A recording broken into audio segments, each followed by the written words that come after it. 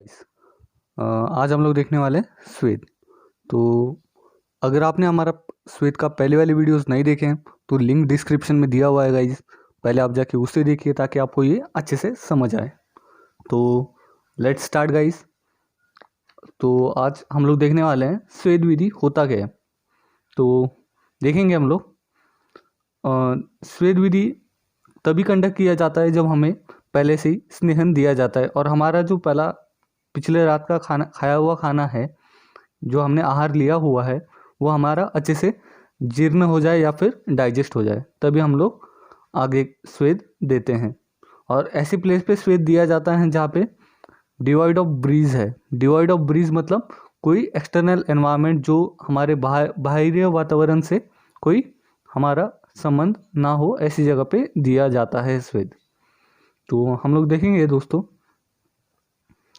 Examine patient का जब हम लोग डिजीज़ एग्जामिन करते हैं, हैबिटेट सीजन एग्जामिन करने के बाद, ये सारी चीज़ें एग्जामिन करने के बाद ही हम लोग स्वेद देते हैं।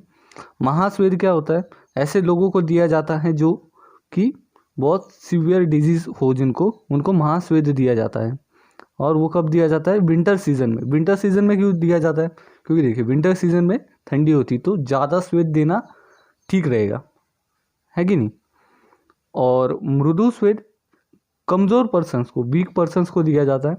और जो सफरिंग कर रहे हैं, कोई छोटे छोटे प्रॉब्लम से जो सफ़र कर रहे हैं, उन्हें ये दिया जाता है मृदु स्वेद। और ये समर सीजन में दिया जाता है क्योंकि ये बहुत कम मात्रा में होता है। मध्यम स्वेद जो होता है वो मीडियम कंडीशन ऑफ डिजीज़, अगर डिजीज़ मीडियम कंडीशन का है तो, और डिजीज़ और सीजन और पेशेंट अगर मीडियम कंडीशन पे है तो उसे मध्यम स्वेद देंगे। तो देखिए स्वेद के 3 प्रकार हो गए: महास्वेद, मृदु स्वेद, मध्यम स्वेद। ठीक है। तो हम लोग ड्राई स्यूडेशन किसे देंगे? कफ डिसऑर्डर, जिन्हें कफ की व्याधि है, उन्हें क्या देंगे? ड्राई स्यूडेशन, मतलब ड्राई स्वेद देंगे, रुक्ष स्वेद, है कि नहीं। और जो मॉइस्ट स्यूडेशन है वो किसे देंगे? वात वाले को मॉइस्ट स्यूडेशन देंगे। Dry and moist sudation should be done alternately for kapha and vata disorders, मतलब एक आगे पीछे करके भी ड्राई एंड मॉइस्ट स्यूडेशन जो है वो हम लोग कफ एंड वातर के लिए दे सकते हैं। और अभी हम लोग देखेंगे वात जो है वो ऑक्यूपाई करता है, हाँ, अगर वात ऑक्यूपाई करता है स्टमक रीजन तो पहले ड्राई या फिर रुक्ष स्वेदन देंगे। और अगर उसके बाद क्या देंगे? रुक्ष स्वेदन देने के बाद मॉइस्ट स्यूडेशन देंगे, जो कि स्निग्ध स्यूडेशन है, मतलब स्वेदन है। और अगर कफ अगर वात की जगह ले लेता है तो हमें क्या देना है?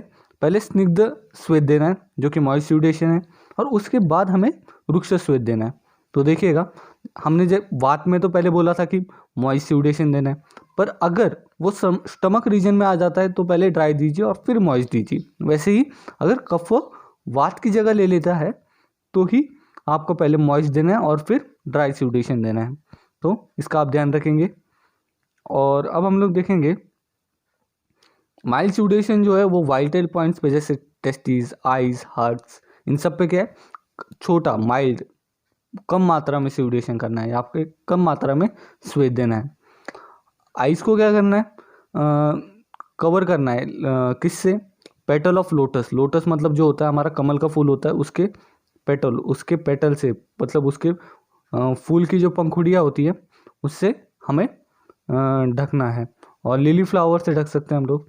चेस्ट पे हम लोग जो है वो कोई कूल सब्सटेंस रख सकते हैं जैसे, और फ्लावर्स वियर करने हैं हमें, और pearl garlands, and also touch with the hand moistened with cold water. और जो है हमें चेस्ट पे क्या करना है? कोई कोल्ड सब्सटेंस रखना है, कोई ठंडा पदार्थ, शीत पदार्थ रखना है, और फूलों की मालाओं की धारणा करनी है। तो ये सब करना है। और अगर अच्छा स्वेद होता है तो उसके लक्षण क्या होंगे? उसका जो क्या बोलते हैं उसे, साइन क्या होगा अच्छे स्वेद का, तो वो हम लोग देखने वाले।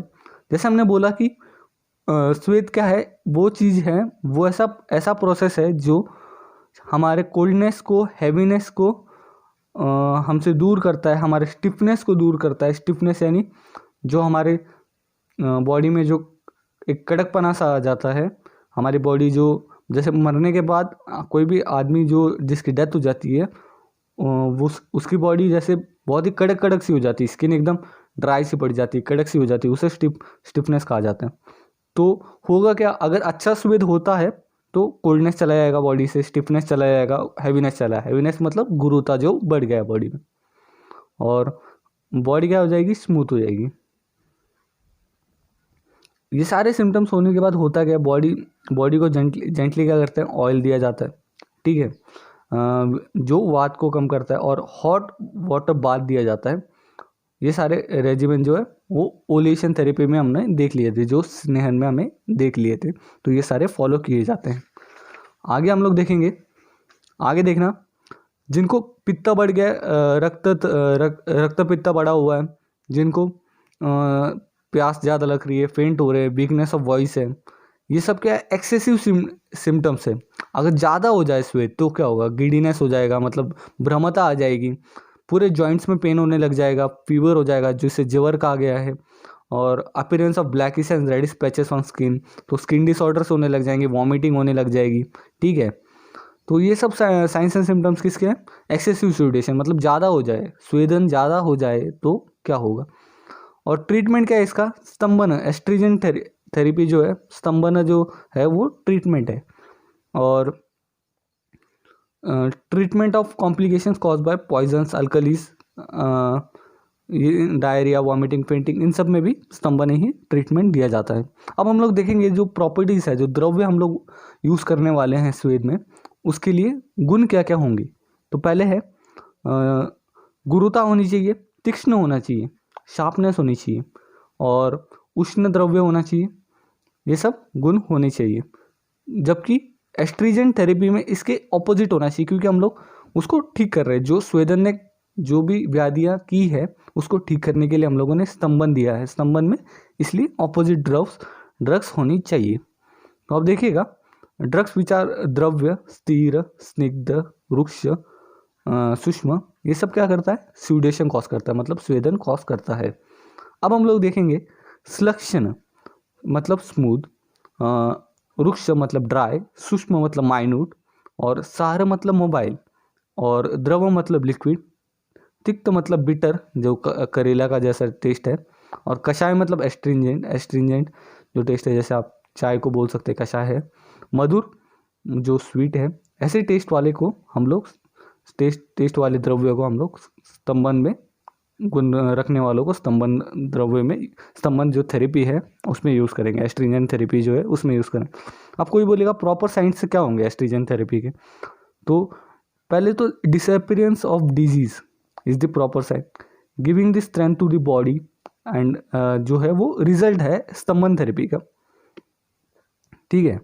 आगे देखेंगे, अगर एक्सेसिव हो जाए तो क्या हो जाएगा, stiffness, contraction of skin, tendons, tremors, और पेन हो जाएगा चेस्ट में, और सारे जॉज लॉक होने लग जाएंगे आपके, ठीक है। Blackish discoloration of feet, lips, skin and hands, तो ये सब होगा आपको स्तंभन में अगर एक्सेसिव हो जाए तो। और कौन कौन जो है वो स्वेद के लिए एलिजिबल ही नहीं है, तो ऐसे लोग देखेंगे हम लोग, जो बहुत ओबेस है, जो बहुत मोटे हैं, ठीक है, जो बहुत ड्राई है, जो बहुत वीक हैं, वो सारे एलिजिबल फॉर एस्ट्रीजेंट थेरेपी। क्यों, क्योंकि वो स्वेदन के लिए है ही नहीं, उनके लिए उनको स्वेद दिया ही नहीं जा सकता। और इमेसिएटेड मतलब कार्य जो बहुत ही कमज़ोर हो चुका है, जो बहुत ही वीक हो चुका है, उसको इमेसिएटेड बोलते हैं। और वेरी थिन जिसे बोलते हैं। अल्कोहलिक टॉक्सिसिटी जो मतलब जो अल्कोहल लेते हैं, ब्लाइंडनेस जिन्हें है, एनलार्जमेंट ऑफ एब्डोमेन है जिसे हम लोग एब्डोमिनल डिस्टेंशन भी कहते हैं, और हर्पिस है जिन्हें लेप्रोसी है, ट्यूबरकुलोसिस है, गाउट है। इमिडिएटली आफ्टर जैसे दूध लेने के बाद, दही लेने के बाद, कोई स्निग्ध हनी लेने के बाद जो है वो नहीं ले सकते। परगेशन थेरेपी जैसे विरेचन के बाद हम लोग स्वेदन नहीं लेना चाहिए हमें। और जिन्हें प्रोलैप्स रेक्टम की जो दिक्कत है उन्हें भी जो है स्वेदन नहीं लेना चाहिए।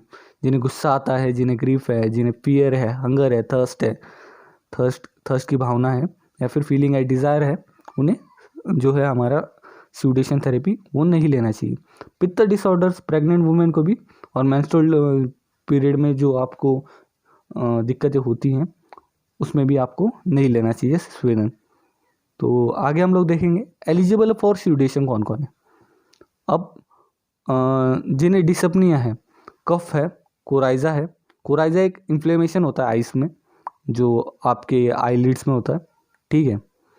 और हिकअप, एब्डोमिनल डिस्टेंशन, कॉन्स्टिपेशन और hoarseness of voice, disorders of वात कफ एंड आम मतलब क्या होता है, जब हमारा रक्त धातु बिगड़ जाता है तब एक पॉइजनस जैसा बॉडी में फॉर्म होने लग जाता है पेट में, तो उसे आम बोला गया है।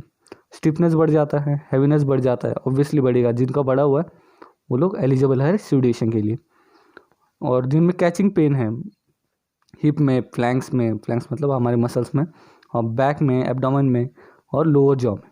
और स्क्रोटल एनलार्जमेंट जिनमें है, स्प्रेन है, डिसोरिया है, ट्यूमर्स हैं, उन सबको हम लोग दे सकते हैं स्वेदन थेरेपी। तो आप चंद याद रखिए, आपको आसानी होगी।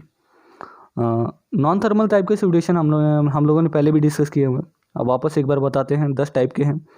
निवात साधन, जिस residing in air tight room. आश्य, हैवी एक्सरसाइज, जिसे हम लोग व्यायाम भी बोल सकते हैं। गुरु प्रवरण, जिसे कवरिंग विथ हैवी ब्लैंकेट्स। भय, फियर।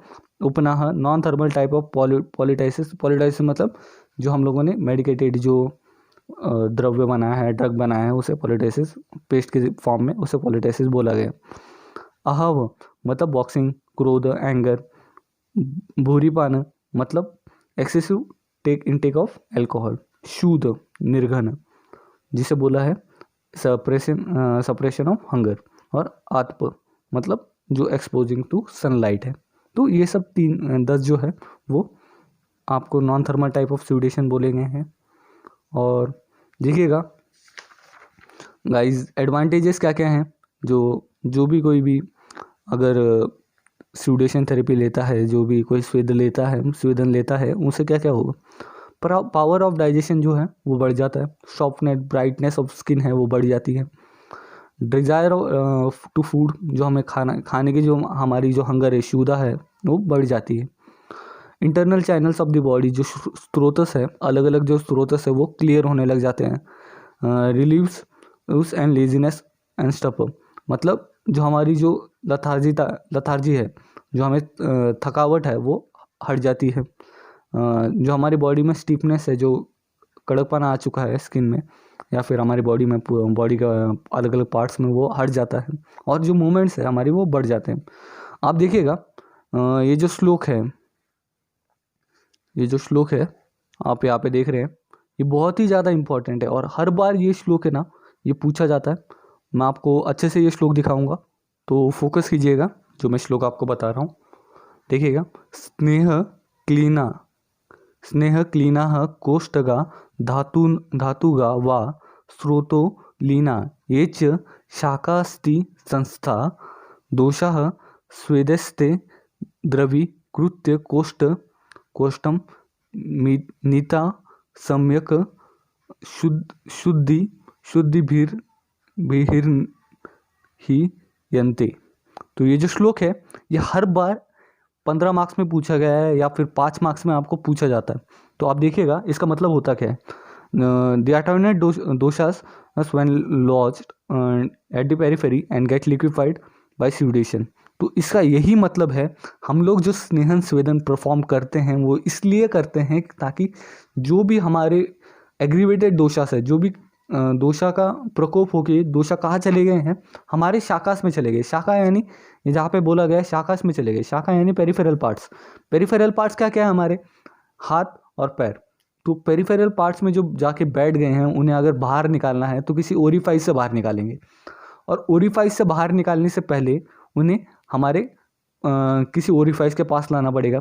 और ओरिफाइस कहाँ है, एक तो माउथ हो गया या फिर आपका एनोरेक्टल रीजन हो गया, तो यहाँ से ही बाहर निकाल सकते हैं। तो इसलिए जो शाखा से हम क्या करते हैं, पहले तो उन्हें एब्डोमेन या फिर थोरेसिक कैविटी में लाते हैं और फिर वमन विरेचन देके या फिर बस्ती देके, जो परगेटिव ड्रग है हमारे वो देके शोधन मेथड में शोधन मेथड में जो भी ड्रग्स है हमारे वो देके, नाश्ते देके हम क्या करते हैं, वो जो वाटर जो एग्रीगेट हुआ है वो लिक्विफाई होके धीरे धीरे स्वेदन से हमारे सेंट्रल पार्ट में आते हैं और फिर बॉडी से एलिमिनेट हो जाते हैं। तो यही आपको इसमें बताया गया है, तो आप इसका भी ध्यान रखिए। ये बहुत ही इंपॉर्टेंट श्लोक है और ये श्लोक मैं ना आपको पीडीएफ के फॉर्म में आपको जितने भी आज पढ़ाए गए हैं वो सारा आपको पीडीएफ फॉर्म में आपको डिस्क्रिप्शन में मिल जाएगा। तो गाइस देखिए, अच्छे से पढ़िए। अगर आप रोज़ पढ़ते हैं तो आपको ये सब चीज़ें आसानी लगेंगी, और अगर एक दिन में सारा पढ़ने की कोशिश करते हैं तो आपको नहीं पढ़ा जाएगा। इसलिए गाइज, अगर आपको हमारा वीडियो अच्छा लगा है तो प्लीज़ लाइक कीजिए, शेयर कीजिए, सब्सक्राइब कीजिए, और प्लीज़ अगर कोई भी आपको जैसे कोई भी डाउट आता है तो प्लीज़ कमेंट सेक्शन में आप लिखिए उसे, ताकि हम आपकी मदद कर पाए। तो थैंक यू गाइज।